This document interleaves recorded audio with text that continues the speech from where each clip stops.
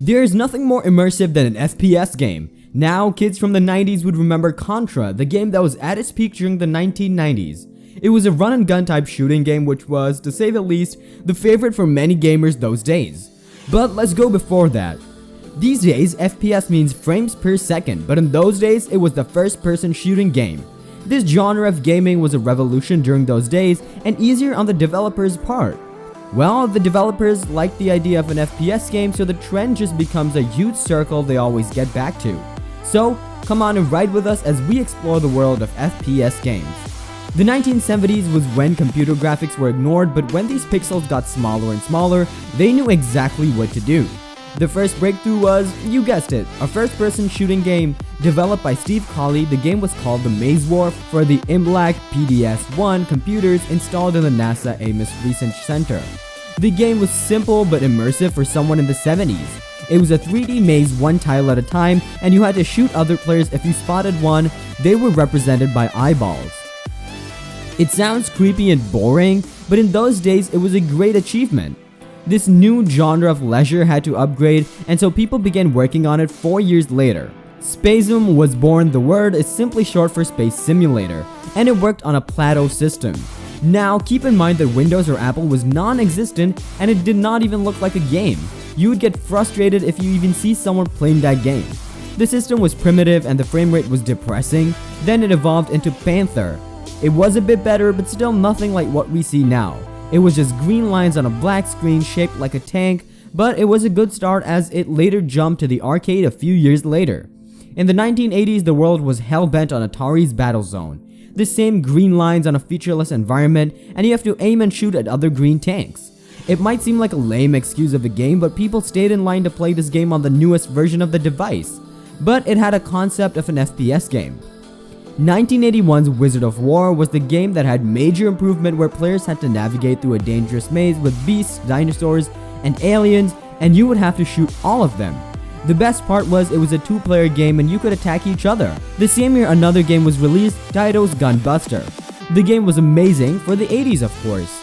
This was the first free-roaming sprite-based FPS to hit the arcades. The game uses a joystick for movement and a light gun for aiming and shooting, and it also features a network together for multiplayer deathmatches.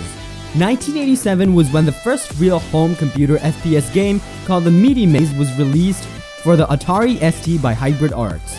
Now, gentlemen, that was a leap. So you get to be this Pac-Man like an orb, and you can shoot other deadly bubbles at other packs. Now, Meaty Maze was fascinating because it can communicate with 16 other players, and the matches were fun with all the interaction, even though more than 4 players would mean that it would lag, but the bright side was people could make their mazes with a simple text editor. But the early 90s, specifically 1991, when Meaty Maze went through a major upgrade and it was released for the original Game Boy under the new name Faceball 2000. It enabled 16 portable consoles packed up together for a group of friends to play together, and it was fun and interactive. Well, this was the time when the gaming ecosystem was taking a definite shape, and these guys back in the day took a huge leap and transformed the first-person shooting game forever. Soft Disk's Carmack then figured out a way to render 3D environments as quickly as the 2D ones. This motivated the newborn company to get more innovative. Carmack developed the concept of raycasting with their new game Catacomb 3D, the unrestrained virtual world where you have to fight simulators. 1992 saw the shareware release of its Wolfenstein 3D. It was an unofficial sequel to the classic adventure game Castle Wolfenstein. The game also had a new narrative of the Allied spy BJ massacring Krauts in the Nazi prison. John Romero and Tom Hall thought of this fast-paced game that appalled to players due to the spontaneity which kept the players on their toes as compared to their other slow-paced counterparts. As expected, it was a hit. The game sold 200,000 copies annually.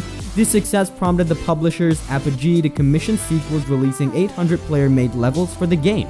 It was a new and great genre, and about a year and a half later they made Doom. The success was off the charts and the company wanted more.